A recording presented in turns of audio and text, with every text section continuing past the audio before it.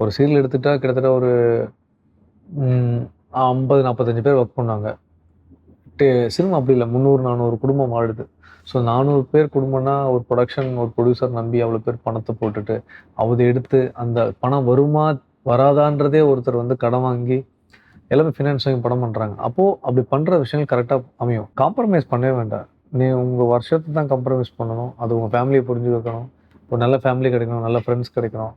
நீங்க ஜெயிப்பீங்கன்னு உங்க அப்பாவோ, அம்மாவோ, ஃப்ரெண்ட்ஸோ, ஒய்ஃபோ உங்கள நம்பணும். ஒரு காலத்துல தியேட்டர் மட்டும் இந்த ஓடிடி இந்த மாரி வீட்ல இந்த மாரி இதெல்லாம் வராம இருந்திருந்தா, இன்னும் சினிமா எக்ஸ்ட்ரார்டினரியா இருந்திருக்கும். இப்ப கேஜிஎஃப், காந்தாரா வந்து படம் பெருசா ஹிட் அடிச்சுட்டாங்கன்னா, அதுக்கப்புறம் அது மாரி ஒரு ஹிட் தமிழ் படங்கள் வரணும், நல்லா பண்ணா மட்டும் தான் நமக்கு வந்து அக்செப்டன்ஸா இருக்கும்.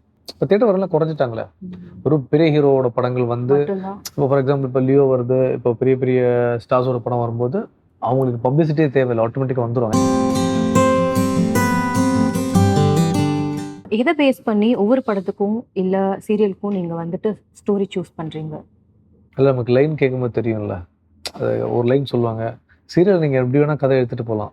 அது உங்களுக்கு ரெஸ்ட்ரிக்ஷன் கிடையாதுல்ல. உங்களுக்கு டிஆர்பி பேஸ் பண்ணி தான். வியாழக்கிழமை, வெள்ளிக்கிழமை டிஆர்பி வரும். டிஆர்பில சூப்பரா இருந்துச்சுன்னா கதை பண்ண மாட்டாங்க. கம்மியா இருந்துச்சுன்னா யாரையா போட்டு கொன்றுவாங்க. இல்ல யாரோ புது ட்ராக் உள்ள கொண்டு வருவாங்க. அது உங்களுக்கு டே பை டே. சினிமா அப்படி இல்ல. ஒரு 2 ஹவர் உட்கார வைக்கணும். ஸோ எல்லா நாளுமே டிஆர்பி சினிமால. எல்லா சீன்ஸும் பயங்கரமா இருக்கும். கதை கேட்கவும் நமக்கு நல்லா தெரியும். அது கிட்டத்தட்ட அவ்ளோ ஒரு சீரியல் எடுத்துட்டா கிட்டத்தட்ட ஒரு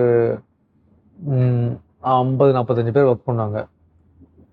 சினிமா அப்படி இல்ல. 300, 400 குடும்பம் வாழுது. ஸோ 400 பேர் குடும்பம்னா, ஒரு புரொடக்ஷன், ஒரு ப்ரொடியூசர் நம்பி அவ்வளோ பேர் பணத்த போட்டுட்டு, அத எடுத்து அந்த பணம் வருமா, வராதான்றதே ஒருத்தர் வந்து கடன் வாங்கி, எல்லாமே ஃபினான்ஸ் வாங்கி படம் பண்றாங்க. அப்போ அப்படி பண்ற விஷயங்கள் கரெக்ட்டா அமையும். ஆனா சில பேருக்கு அந்த படம் பண்ற பொறுமை, வியாபாரம் பண்ண இருக்காது. கமர்ஷியலா. எல்லா படமும் ஓடும். இப்ப சின்ன படங்கள் நெறைய படங்கள் இப்போ ஓரளவுக்கு வந்துட்டு இருக்கு. ஓடிடி பிரைம்னால இருக்கிறதுனால கொஞ்சம் சேஃபாவும் இருக்கு. ஆனா பிசினஸ் இப்ப ரொம்ப டஃப் ஆக்சுவலா. அது சேஃப் ஜோனு சீரியல்ஸு. இது டஃப் ஜோன். டஃப் ஜோன் முன்னாடி பார்க்கணும் தான் எல்லாருக்குமே ஒரு இது. அது வந்து நீங்க அத இழந்தா தான் ஒண்ணு கிடைக்கணும், ஒண்ணு இழந்தாகணும்ல. சேம் அதே மாரி தான். அப்புறம் சினிமால ஜெயிக்கிறதுக்கு எந்த மாரி விஷயங்கள்லாம் காம்ப்ரமைஸ் பண்ணணும்னு நினைக்கிறீங்க? காம்ப்ரமைஸ் பண்ணவே வேண்டாம். நீ உங்க வருஷத்த தான் காம்ப்ரமைஸ் பண்ணணும். அது உங்க ஃபேமிலிய புரிஞ்சு வைக்கணும். ஒரு நல்ல ஃபேமிலி கிடைக்கணும், நல்ல ஃப்ரெண்ட்ஸ் கிடைக்கணும். நீங்க ஜெயிப்பீங்கன்னு உங்க அப்பாவோ, அம்மாவோ, ஃப்ரெண்ட்ஸோ, ஒய்ஃபோ உங்கள நம்பணும். அந்த நம்பிக்கைய கூட தட்டி குடுத்ததுன்னா நீங்க வந்துரணும். Time and hard work. நெறைய பேரு இங்க நெறைய திறமையோட இருக்காங்க. பட் வாய்ப்பு கிடைச்சும் பெரிய ஆளா வராம அவங்க பாட்டுக்கு ஓடிக்கிட்டே இருக்காங்க. ஓகே. உங்க லட்சியம் தான் என்ன? அவங்க கூட சேர்ந்து ஓடுறது தான். இப்ப நான் அட்வைஸ் பண்ண லெவல்ல சத்தியமா கிடையாது. ஏன்னா நம்ம அட்வைஸா எதுவும் கிடையாது ஆக்சுவலா. இப்ப தான் சொன்னேனே, இப்போ சினிமா வந்து எப்படின்னா, ஒரு காலத்துல தியேட்டர் மட்டும் இந்த ஓடிடி இந்த மாரி வீட்ல இந்த மாரி இதெல்லாம் வராம இருந்திருந்தா, இன்னும் சினிமா எக்ஸ்ட்ரார்டினரியா இருந்திருக்கும். அது நான் தப்பு சொல்லல. ஓகே. அது ஏன்னா இப்ப ஆந்திரா சைடு, தெலுங்கு சைடுலாம் பார்த்தீங்கன்னா, எல்லாம் தியேட்டர் வந்து படம் பார்ப்பாங்க. சோஷியல் மீடியா, ஓடிடி எதுவுமே பார்க்கறது யாருமே இந்த மாரி பாஸ் பண்ணி ஒரு இப்ப Amazon இப்ப ஏதாவது வந்துன்னா, நீங்க படத்த 1 வாரம் பாஸ் பண்ணி 1 மாசம்லாம் பார்க்குறாங்க.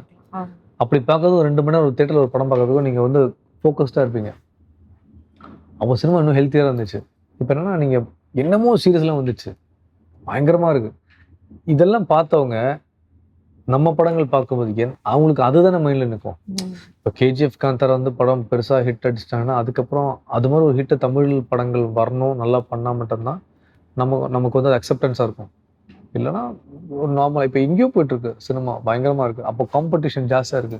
அப்போ அதுல பார்த்த ஒரு படம் பார்த்துட்டு நீங்க தமிழ் படத்த கம்பேர் பண்ணா நமக்கு என்ன பண்ண முடியுமோ அதான் நம்ம இங்க பண்ண முடியும். ஸோ டைரக்டா தியேட்டர்ல போய் ஸோ பார்த்தா தான் அந்த மாரி ஒரு நிலைமை வராது. ஆனா இனி இனி இனி எல்லாமே தியேட்டரே கம்மியாயிட்டு வரும். கம்மியாயிடும். ஃபுல்லாவே ஓடிடி இதெல்லாம் வரப்போகுது ஆக்சுவலா. அதுதான் மாறிடுச்சு நம்ம எல்லாமே. இப்ப தியேட்டர் வரலாம் குறைஞ்சுட்டாங்களே. ஒரு பெரிய ஹீரோவோட படங்கள் வந்து மட்டும்தான். இப்போ ஃபார் எக்ஸாம்பிள் இப்போ லியோ வருது. இப்போ பெரிய பெரிய ஸ்டார்ஸோட படம் வரும்போது, அவங்களுக்கு பப்ளிசிட்டியே தேவையில்ல. ஆட்டோமேட்டிக்கா வந்துரும். ஏன்னா அந்த படம் டிவில பார்க்கக்கூடாது. தியேட்டர்ல தான் பார்க்கணும். ஸோ இந்த நிலைமை சின்ன படங்களுக்கும் வந்தா தான் அவங்களுக்கு பொழுதுபோக்கு இருக்காது. நம்ம தியேட்டர் போய் தான் படம் எடுக்கணும், டிக்கெட் எடுக்கணும். அதனால தான் அந்த காலத்துல எல்லா படமும் ஓடிடுச்சு. இந்த காலத்துல பல படங்கள் ஓடாத ரீசன் இதுதான். வேற ஒண்ணுமே இல்ல. உங்களுக்கு பின்னாடி வந்தவங்கலாம் மேல மேல போயிட்டே இருக்காங்க. உங்களுக்கே எவ்வளவு டைம்?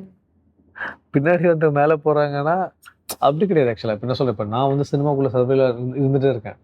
கன்சிஸ்டன்சியா 18, 19 இயர்ஸ் ஆச்சு நான் ஃபீல்ட்ல வந்து. ஆங்கர் ஆரம்பிச்சு, அப்புறம் வந்து சீரியல்ஸ் பண்ணேன்.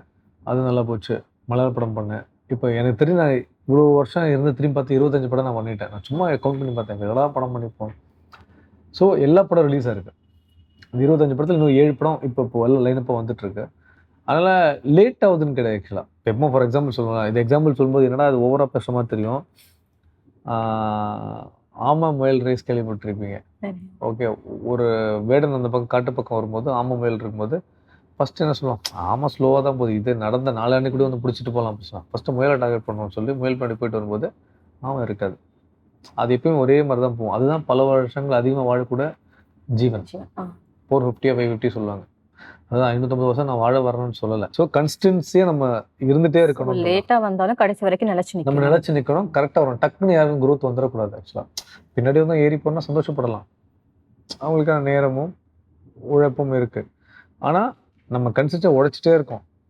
யாருக்கிட்டையாவது போய் அந்த ஃபோக்கஸிங் படும், நம்மக்கிட்ட படும். அதுவும் நம்ம வருத்தப்பட அவசியமே இல்லையா. நம்ம லேர்ன் பண்ணலாம், டைம் இருக்குல்ல.